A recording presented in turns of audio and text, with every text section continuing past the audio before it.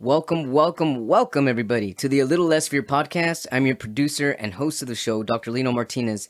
This is your motivational podcast of people's incredible journeys. Oh yeah, let's do this.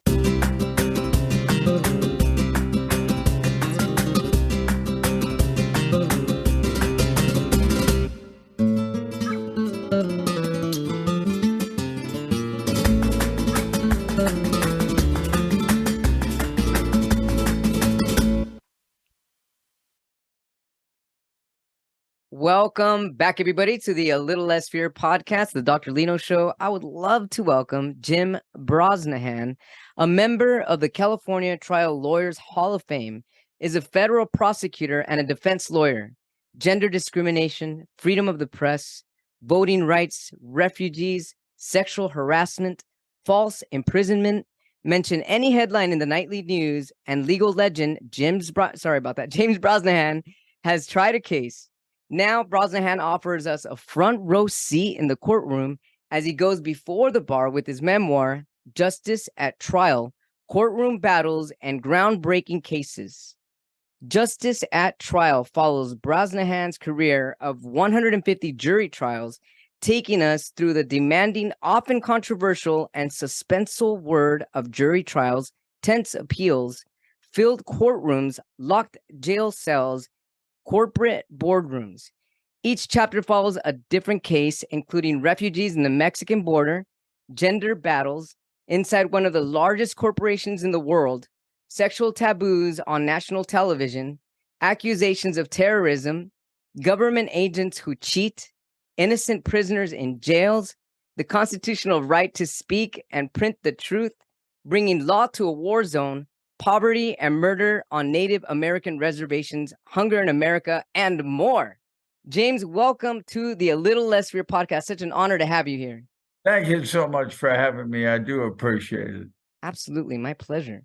So, hey, before we started recording here, I was telling Jim here briefly about my medical history. And those that are tuning in for the first time, I survived a rare genetic disease called Muckle-Wells syndrome, statistically 1 in a million. And hopefully will be on full remission soon.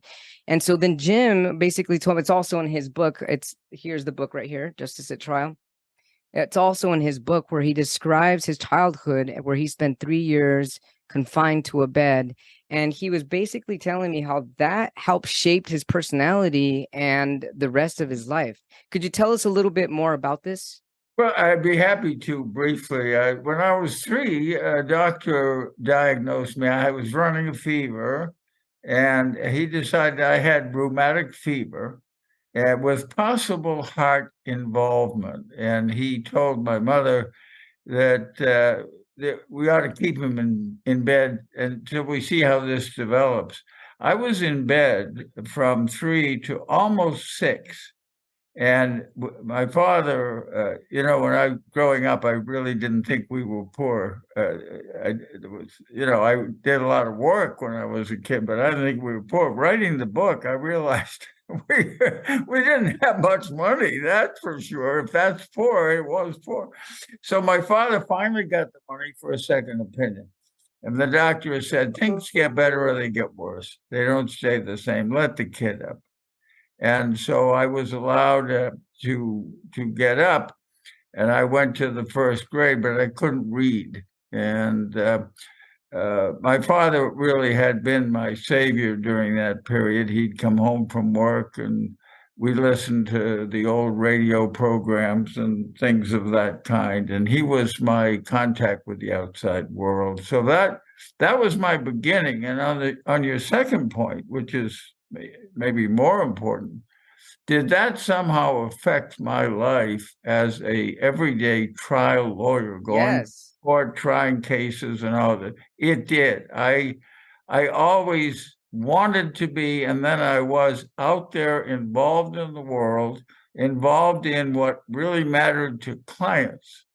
And that's the point of the law is, here you have this client, you're going to do the best you can for them. Sometimes it's close to impossible, but maybe you can make it a little better. You win, sometimes you lose, but you've tried your best. And I spent 60 years trying to understand what trial lawyers are supposed to do. What are we supposed to be doing in, as you say, some very complex cases, including a presidential cover-up and some of the other things that I was involved in, but I was always learning. And in the back of my mind, I think I was always glad to be out there in the world and not confined. Mm-hmm. And so by being out there in the world and doing what you did and for the last 60 years, that helped you not feel confined the way you did those 3 years of your childhood.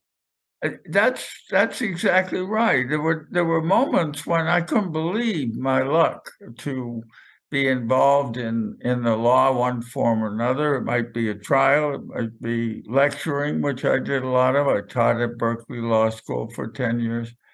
All those things to me were an exciting reaffirmation of the fact that I had moved past that rough. It was rough, I'd say. A lot of kids have rougher lives than I did, but Sure. it was rough. I can imagine it's rough, especially ages 3 to 6. Those are really, really strong emotionally, physically, mentally, developmental stages, and you were confined to a bed. I can imagine that must have also been really hard on you physically, not just mentally and emotionally, I can imagine. I think it was. I always wondered if I grew tall. I'm 6'3" plus. Wow. Maybe it Wow. helped me that way. But interestingly enough, you'd be interested in this, I think. The COVID kids that were at home the last 3 years, Uh-huh. they were suffering things that sound to me like what I went through. Those kids don't have the social interaction. They're not making friends particularly. They're at home, they're confined. They're not developing their social skills. They're certainly not starting preschool or anything of that kind. And there are studies going on about that. It just sounds a little bit familiar to me. Since it sounds familiar to you, what do you remember as far as developing these social skills after not socializing for those young 3 years, those 3 years of your youth? What did you go through and how did you overcome that? Well, I didn't develop my social skills all that well, frankly, in the early years. I was in a Catholic school, and in the fourth grade, as my parents told me, that the teacher liked me so much she wanted me to stay with her an extra year, and so I was okay. And I'm in the back row reading the religious texts and so forth for the second time, and I really didn't want to be there. But then I got lucky, and I was able to skip the eighth grade very briefly, and I went to high school, a private high school. My father couldn't afford, but he got me in there. I don't know how he did that. Where I played 3 sports. Guess what? I was good at all 3 sports, and What were that those sports? yeah, and I'm one of those, who got admitted to Boston College, proudly carrying my D- average from high school. And I was invited to play 3 sports at Boston College. I played 2, basketball and baseball. But the point is that to keep my scholarship in basketball, I thought I better study, which I had really never been able to do for a whole year. Mhm. And I started to study. I got an A in a math test. I got a 98 in a philosophy examination. I could think, and I loved it. I just, wow, why didn't they tell me this in grade? I'm sure they did, and I didn't. Yeah. My mind was off somewhere, Yeah. and and that was it. So I got very good grades and got to law school. And there I went, and there's a whole story as to why I decided to be a lawyer and not a baseball player, because I had a tryout with the Red Sox when I was 17. But Awesome. Wow. yeah, it was. I loved the adrenaline of sports. Oh my, it was Oh, yeah, great. it's fun. But why law? Um, there were no lawyers in our family. Uh, all the way back, big Irish family, but no lawyers. And so my dad and I were watching in college hearings involving Joseph McCarthy, who was a communist detective, and he would find people he'd claim they were communists at a time when that was like a death Oh statement, yeah, almost. right. And I watched this going on, and a man named Welch from an old law firm in Boston, when his young lawyer was attacked by McCarthy for being a communist because he joined the ACLU, so he must be a communist. And Welch, this older guy, looked across the table on national television and he said, "Have you no shame?" Wow. And that was the beginning of the end of McCarthy. And I sat there with my dad and I thought, that looks like real fun. That's like sports, it's competitive and all Yeah. that. So I explored it at college, joined the debating society, found I loved it. I love to express myself. I'm not embarrassed to say it. Even now, Great. here I Yeah. am, right? I'm There's talking. nothing wrong with that whatsoever. Nothing Yeah, wrong with that at all. yeah, if I may say so, it turned out I was pretty good at that. And so that was it. I decided to be a lawyer and I went to law school and here I am. And when did you decide to become a trial lawyer? That's the interesting thing. That was right at the beginning. I didn't know there was anything else. There are wonderful corporate lawyers and trademarks and copyrights and wills Oh and yeah. very important things. But I wanted to be a trial lawyer. And so I started, someone gave me a biography of a trial lawyer, and I read that and what he did in his cases and all. And I thought, this is very exciting. And that's what I'm going to be. And that was 1954. And here I am. And I have been a trial lawyer. I'm retired now, but and have time to write my book. But that's what I was all those years. And the challenges, the risks. There's a lot of risk. You can lose an important case for the client. The clients are everything. They are the most important part of it. As I learned, as I got into the practice, and you have to do your best for them, even Oh yeah. whether they deserve it or, frankly, sometimes they don't deserve it. Sure. But for a client, you do your best. Hmm. What do you mean by sometimes they don't deserve it? Well, you get in, it's not limited to criminal law, but in the civil law, they're not necessarily the nicest people. It may not be their fault. It may be their upbringing. It may be a mental illness that they have. There's so much mental illness in the criminal practice. It's common, and it's, of course, all kinds of grades. It may be so debilitating the person can't stand trial I at see. that moment, at Uh-huh. least. But yeah, you have to deal with all kinds of people. But I had one advantage. This is my last point here on this section.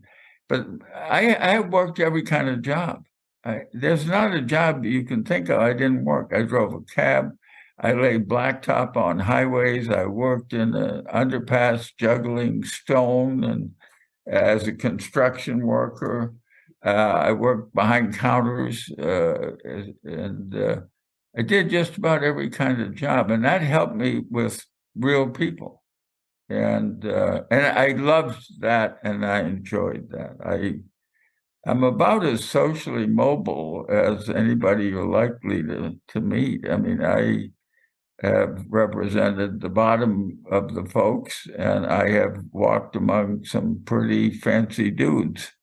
And Love that, Jim. So yeah, basically, your experience with working from the bottom up is that you got the ability, you got the quality time with everyday people, and that actually pushed you towards your passion of doing what you do, what you did for the last 60 years with even more integrity and more love because you were down there before and you were able to talk to these people more at their level. Is this correct?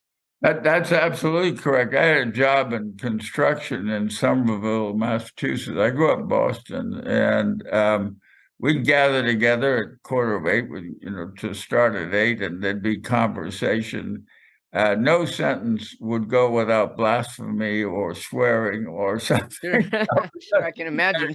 I swear, if they got through a sentence and they hadn't used the F word, they'd go back and put it in. Right.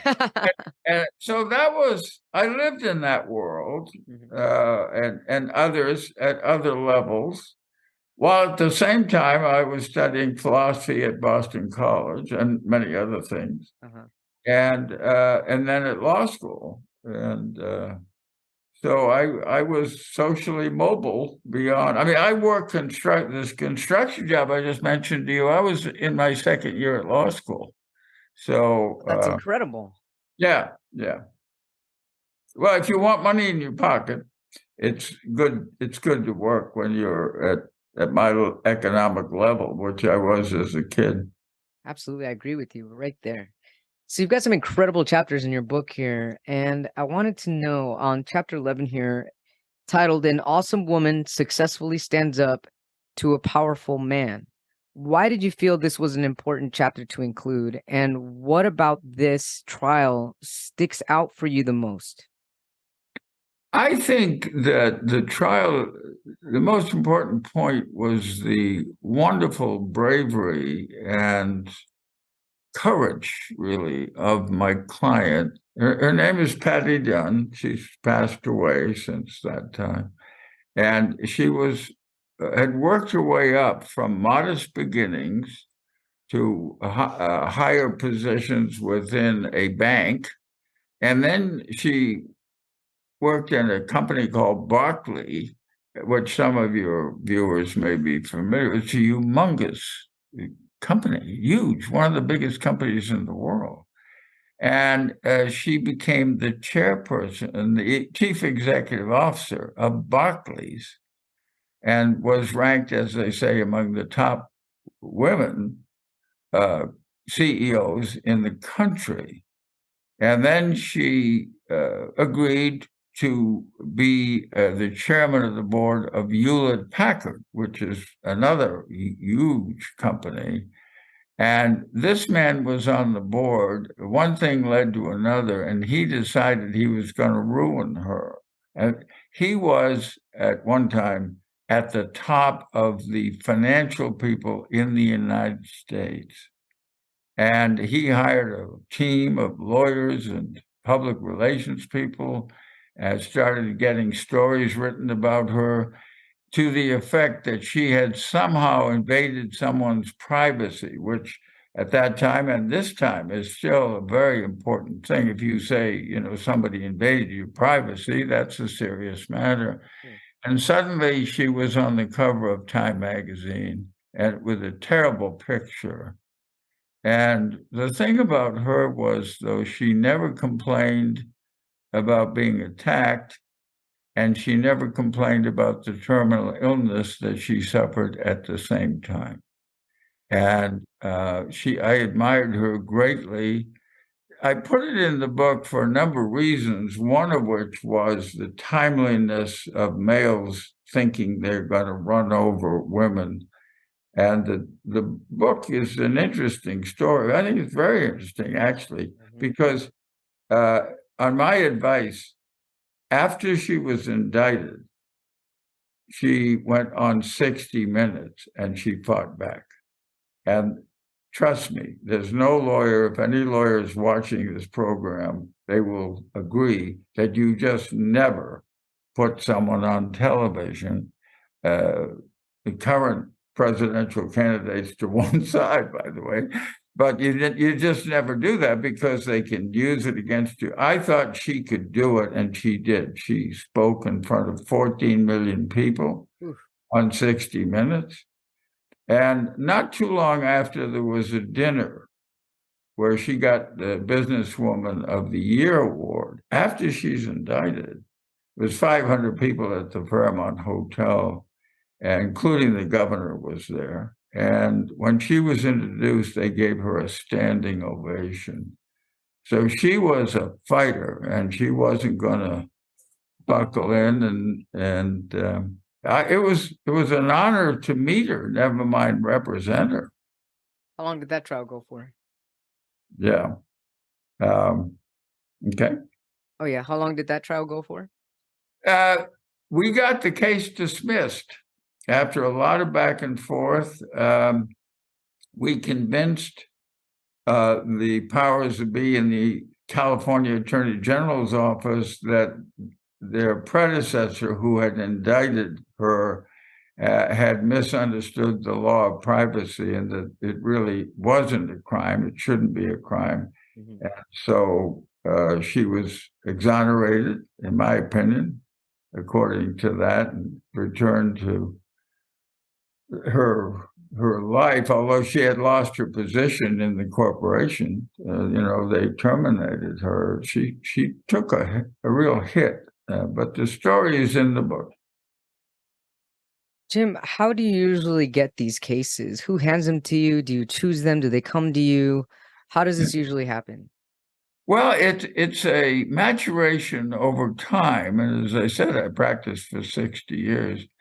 You do the best you can for the clients that you have, Mm-hmm. and the word gets out there. Now, we live in an age where you can see advertisements on TV for especially plaintiffs, personal injury lawyers, and so forth. But the reputation of a lawyer can grow or it cannot grow. And that puts a lot of pressure on the lawyer, not just to win, which is big. That's important. Sure. That's my standard, by the way. You say so and so's a lawyer. Are they good? What do you think? Do they win? Not everything, Sure. but do they win? And you build that reputation. Interestingly enough, I think I mentioned this in the book. As you progress, and if you're fortunate and you're lucky, then the cases get harder and harder. And then finally, the greatest honor you can have is to be given the impossible case that nobody can win. Right. Guess what? And clients want magic. But the key point is at a certain time in your career, if you're lucky, you're on what I call the list. Who should we get? And somebody has a list, and on the list are 6 names. What about this one? What about that one? Does this person understand our industry in a civil case? Would this one be good? I mean, does he win criminal cases? And all of that is out there. A lot of it is hearsay. Some of it's not reliable. It's a little bit like fine art, gee, I like it, I'm going to buy it. I got to have it. Right. And it's a little bit like that.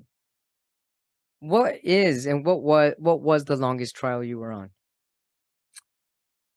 The longest trial I had was a little bit over 6 months, and it was representing a Mexican widow, 60-year-old Mexican widow, lived in Nogales, Mexico.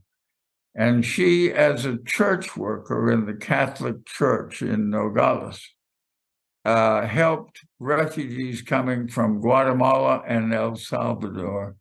And there were 11 defendants. That number one, and number two, there was the translation. Most of the witnesses were speaking Spanish and not English, so everything had to be translated. And we were there for 6 months.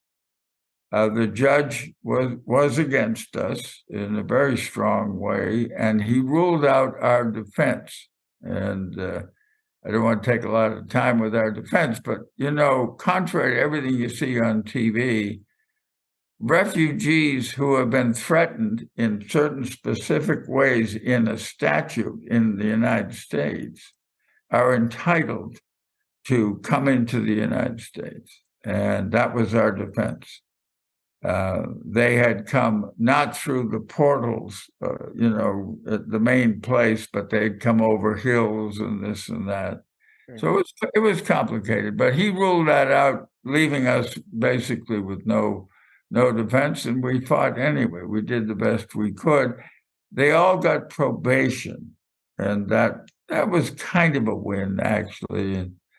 And my client talking at her sentencing is in the book, and it was one of the most moving things I ever saw in the courtroom.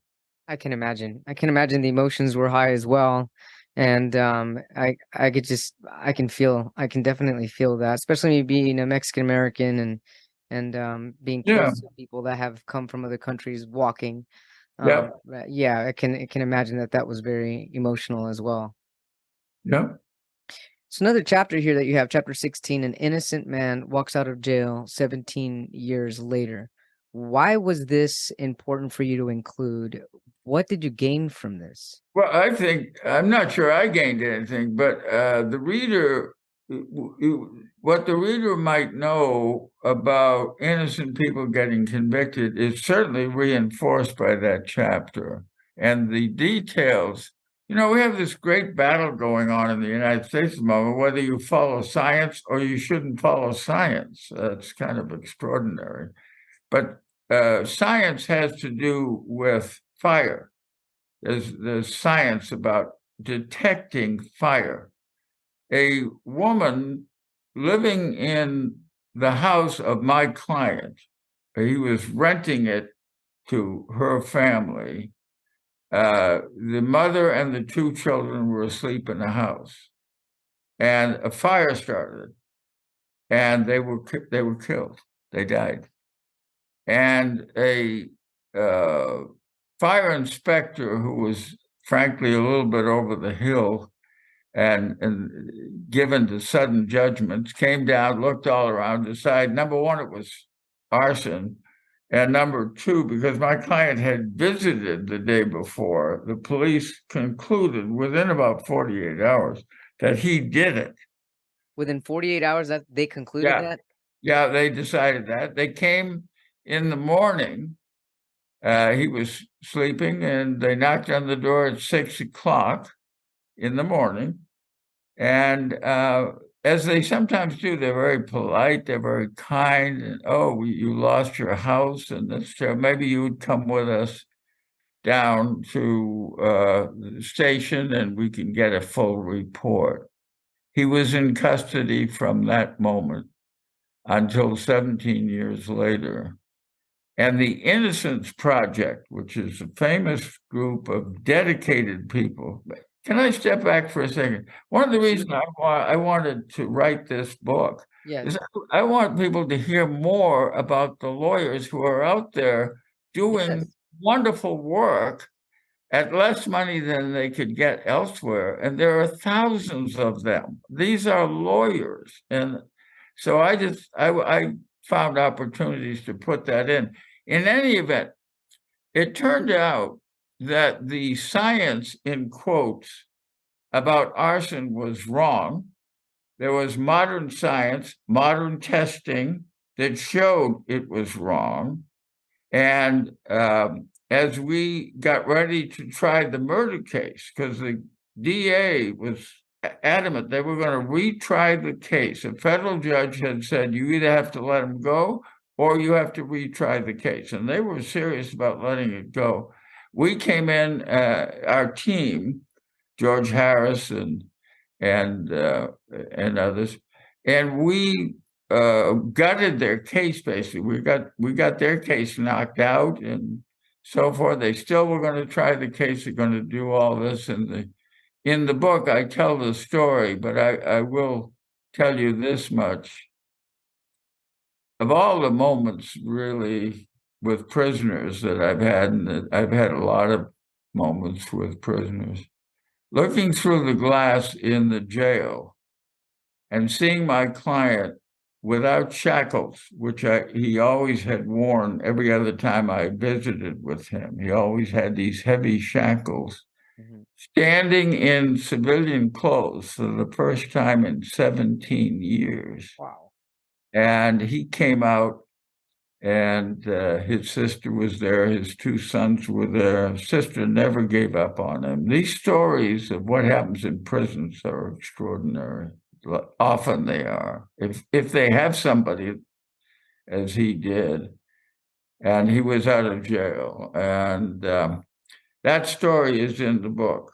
And I'm glad I put it there. I put it there to answer your question because people need to know more about the frailties of criminal law. It's very often correct. It's very often right about convictions, but it's also the number of people who've been wrongly convicted is a significant number.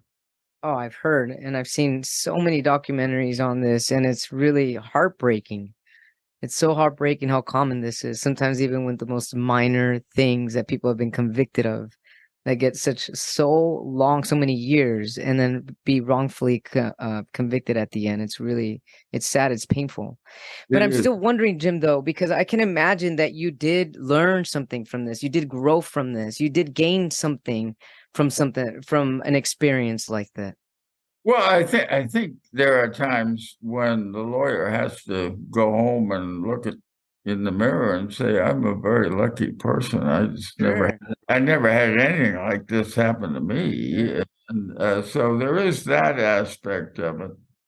I think it spices up the cross-examination of the criminal defense lawyer in other cases when you're part of a case like this. They can be wrong. The prosecutors, some can be very righteous. I mean, they're going to give us law and order, and you better look out. And but many of them are just conscientious, and that's the work they do. But I think it gives you energy to fight other cases as well, because your job Right. is to make sure that doesn't happen to somebody else. Jim, I'm wondering what it feels like for you to walk into a courthouse as a trial lawyer. What does it feel like for you? Do you get an adrenaline rush? Do you get nervous? Do you ever get nervous, especially after 60 years? What is it like for you? Well, adrenaline is my drug of choice. I don't have any other drugs, okay? But adrenaline is my drug of choice. And, to walk into a courtroom early, it might be 7 in the morning and sit down.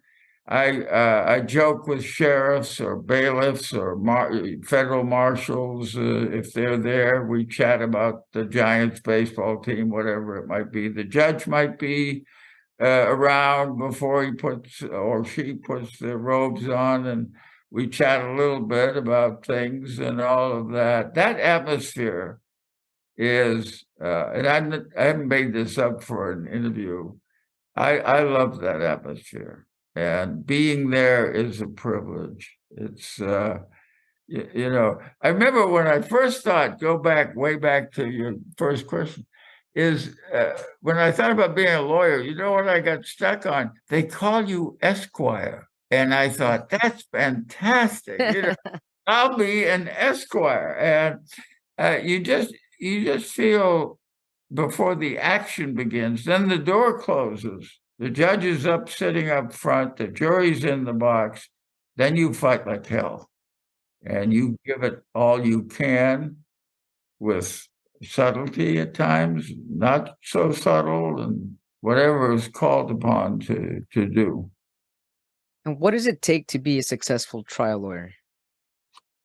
Well, I taught a class at Berkeley Law for 10 years, and the class was to develop their skills from any timidity they might have or caution in their voice. I teach voice, and it's a very important skill.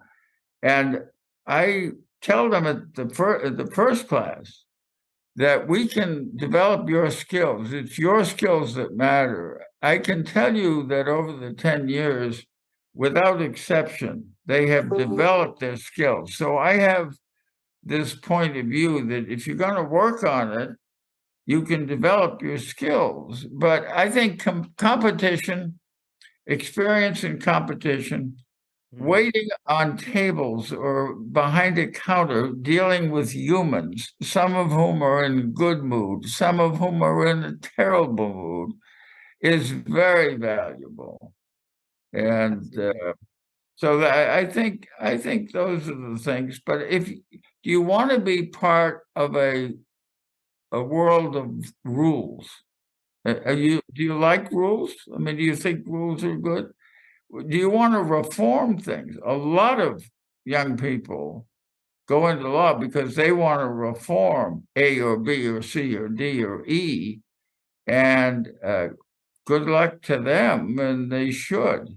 So those are some of the things that matter. What about voice? Let's go back to that. What about voice does somebody need to work on? What I have a post I put up yesterday in LinkedIn. Okay. I'm giving it a little plug. And what it is some exercises for voice. But here's what I learned. I've been teaching for many, many years, in addition to all my cases. And what I found was that a great many lawyers and law students are nervous to some extent, from slight to serious, about their voice. These are practicing lawyers that go to court and talk. So the next question I had years ago was, are we teaching voice? Because you can teach voice. And the answer, by and large, in law schools is no. The result is poor old judges have to sit there and listen to lawyers whining. I mean, it's terrible. Judges hate that. So I started teaching, and I've taught, I'm guessing, but it's about 2,000 lawyers and law students, a lot of it one-on-one. Why don't you try this? Read that again. And a lot of them just are very flat, especially the law students. They're very flat. It's like they don't want to risk, getting excited or, whatever. And the question is, when you talk, do people want to hear you talk? I mean, that's the question. So I put exercises up on LinkedIn, and I'm going to follow up with some other things. There's a vast pool of people out there. I'm not charging for it. I mean, it's just my idea about how to improve your voice. But there's a vast pool of people out there that think they can improve their voices, and they are correct. They are right about that. I definitely agree with you on that. And when you mean improve your voice, you're talking about how to be a little bit more engaging, how to be more connecting, how to be a little bit more assertive, a little bit more confident, or all of the above?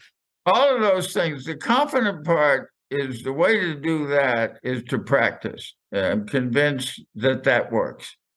And I did a lot of that when I was a young lawyer. I still do it to some extent. So you have to practice. It's like anything else in life. I mean, you want to play baseball, or you want to play soccer. I mean, you don't just wander out on the court and start kicking the ball. Right. The 10 years old are practicing right now for great fame in the future. And so, but the specifics involve tempo, for example. How fast are you speaking? And that's a habit. If I say to you, you need to slow down, that's not easy. No, it's not. You have to practice that. Clarity. Are the words clear? Pauses. Are you afraid to make a pause? You think someone will think you don't know what you're going to say next? Or wouldn't this work? You're a criminal prosecutor. Wouldn't this work? He was in the room. He held the gun. There was smoke coming out of the barrel. And there was a body on the floor. It's not hard in theory. But when you say, I'm going to break my bad habits of speech, look out, because you're going to have to work on that. It's a habit. It is a habit. I went through that myself with podcasting, especially after losing my voice and then gaining back my voice. No And there were kidding. times where I often noticed that I was talking a lot and really fast because I was afraid my vocal cords would get painful. So, Yeah. and which they were. But what I realized after listening to myself again over and over is that there were times, especially when my adrenaline's really high or when I'm really hyper, that I start to speak really, really fast and stumble on my own words. But the slower I speak and the more that I feel what I'm speaking, the words that are coming out, the more clarity that I have and the more present I am in that moment. And it's really beautiful once that happens, once that connection happens. It is.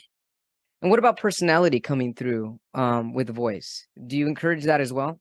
I do, and I'm not telling them how to talk like Brosnahan. That's not the point. It's their voice that's here, and what we want is variation.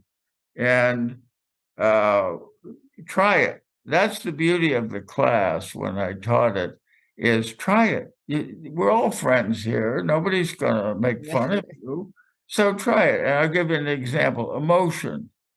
You're not using any emotion at all. Everything is the same. You're not committing to anything. But what would you do if your client needed some emotion? Well, my parents don't use emotion. Or the voice inside the students are, I don't do, that's not me. That's not me. No, of course it's not you, but it can become you.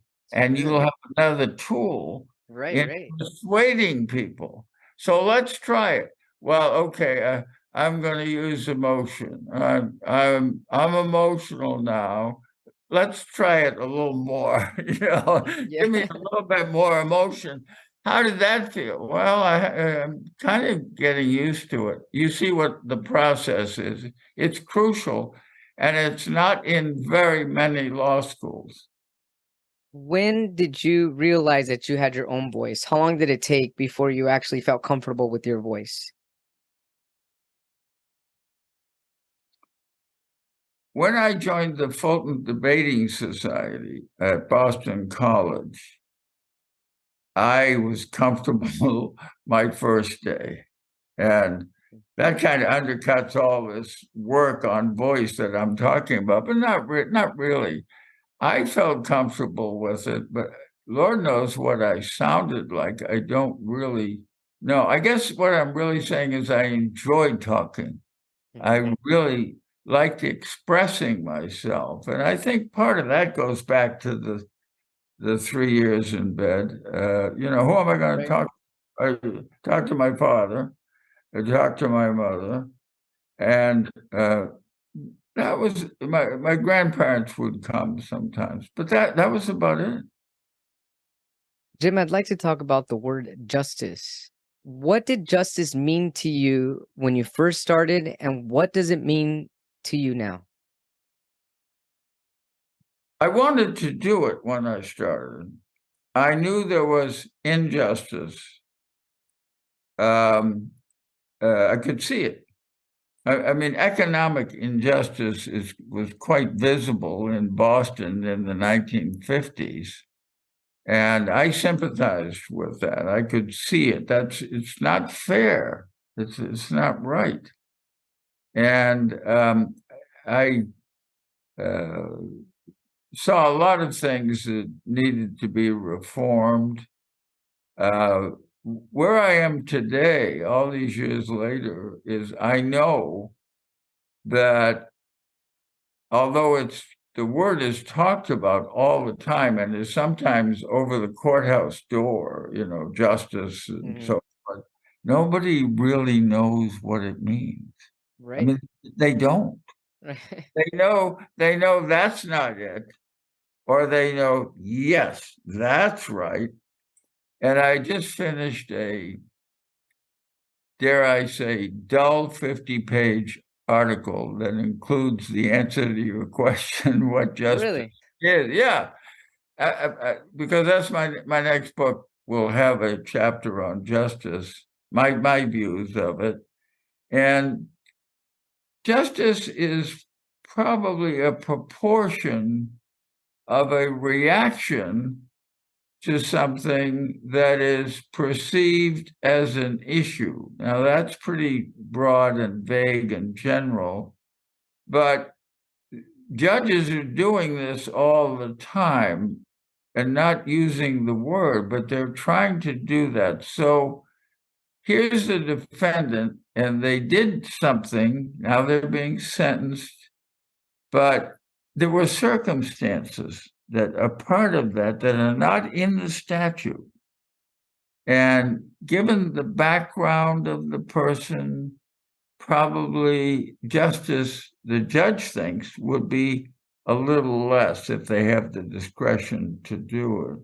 That is done every day in courthouses all over the United States. That's what judges are doing. They're not reading the politics of things. There are exceptions, but those are, I wouldn't say rare, really. I think most judges are trying to do the right thing every day, all day. And justice is an incentive to try to do the right thing in the specific case. This case, it doesn't have anything to do with other cases, although uniformity is part of justice, but it's not the best part of justice. What is the best part of justice? The correct application of a penalty of some kind or a sanction of some kind being appropriate to the application of the person in front of the judge. Courtroom justice. There's economic justice, and there's all kinds of justice outside the court. But in the courtroom, it's the application of an appropriate sanction, if you will, or a penalty of some kind that bears a resemblance. And you have, every day you'll have cases where that was not true, the penalty was way too big, and it should be reduced, says the appellate court, which is overlooking all this. But justice is, you've brought up the most important part of the court system, is the application of something called for by the law to this particular defendant or these defendants. It's very difficult. Oh, yeah, I can imagine. Not easy, yeah. What has been your biggest challenge being a trial lawyer? Well, I got tired writing the book. I mean, I'm thinking, I did all this, and I'm not kidding. It's like, how did I do that? And I did this. It all comes back. I have a good memory for transactions and events and stuff, and so it all came back. And I'm thinking, what I used to do. I don't know if you folks will be interested in this, but I would get very tired, and I'm like 47 years old, and I would say. I started saying, I'm going to do this 5 more years. And then I started doing 3 more. I'm going to do 3 more years because I really love it. Adrenaline is just what keeps me going. That's what kept me going. And then I started on a 1-year turnaround. Now I'm in my 80s. And I'm deciding, how long I'm going to do this. And to my credit, if I want to put it that way, I thought it really is time for me to not take new clients. It's appropriate. And besides, I want to write a book.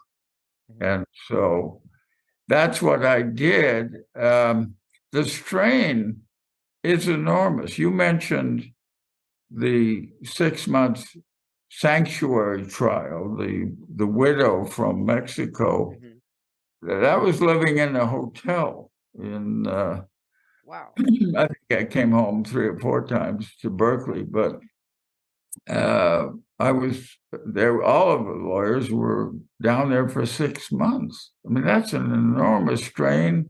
That is. You're not seeing the kids, and which I always wanted to. And so I don't want to whine anymore about it, but it's a very hard life that way. That is a hard life. And what actually kept you going at that time, being away from your family for 6 months and the kids? I mean, what helped you get through all that? Well, Carol came down with one or the other of the kids and would spend a weekend. If I didn't mention it, she was a judge for 40 years in Alameda County. So she had to be in court Monday through Friday. But she would come down and we'd talk on the phone just about every night.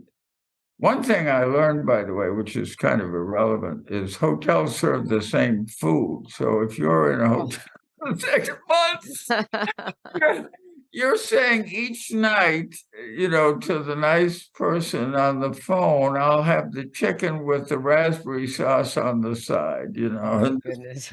oh my My goodness. God. But what they did have in Tucson, Arizona, where that case was, they have some of the best Mexican food you're going to Oh, I find. can imagine. Oh yeah, that was good. Jim Brosnahan, everybody, his incredible book, Justice at Trial, Courtroom Battles and Groundbreaking Cases. Where can our viewers or watchers and our listeners find your book? Well, it's on Amazon. It was on there this morning. It's being carried as a bestseller since before it came out on July 15th. So that's a nice thing to get started with. But then you can order it at any bookstore nationwide, and it'll come in about 7 days. And it has a little bit of a buzz to it, I think, and the sales seem to be going along very nicely at the moment. So we'll see what happens. I really want young people who are either young lawyers or law students who are thinking about law to read my version of lawyers. I mean, I don't know if you ever told a lawyer's story, but everybody else has. It's like uh, the lawyer comes into the bar and there's an alligator or a rabbi and the thing, and the rabbi eats the alligator and the lawyer eats both of them, whatever. Okay. Yeah. And I understand that, but there's an important side to law that I've seen. I'm a witness. I saw it time and time again of lawyers who are dedicated to some cause, and they're working on that their whole lives, and it's not it's very real. I've seen it, and I hope the book reads well. I think maybe it does. It has a lot of It reads well. Yes, definitely. yeah, I hope so. I hope so. It's got a nice flow. It's easy to understand, and it doesn't feel overbearing at all. It grasps you and it makes you want to keep going. I don't think there's a legal term in the whole book. If there is, I immediately explained it. But I Right. wrote it I wanted to demystify the law for people. And that's exactly the feels. Jim Brosnahan, everybody, thank you so much for sharing your incredible journey with me and all our viewers, our watchers, and our listeners on the Little Less Fear podcast.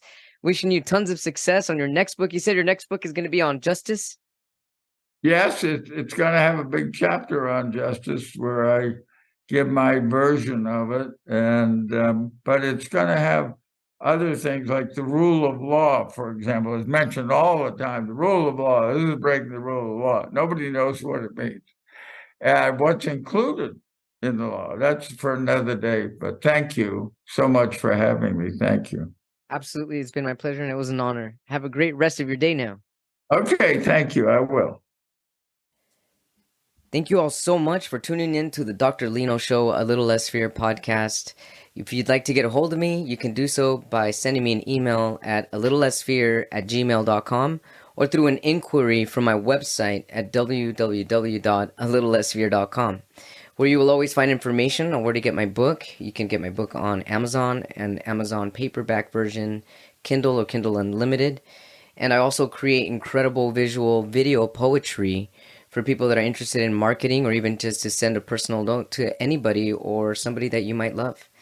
So yeah, check it out. I love it. Poetry is my passion, one of my other passions, aside from doing what I do right now, which is giving you all the motivation that you need to keep growing, to keep motivating people, motivating yourself, and to keep expanding. I love you all so much. Have a blessed day and take care. Rock on.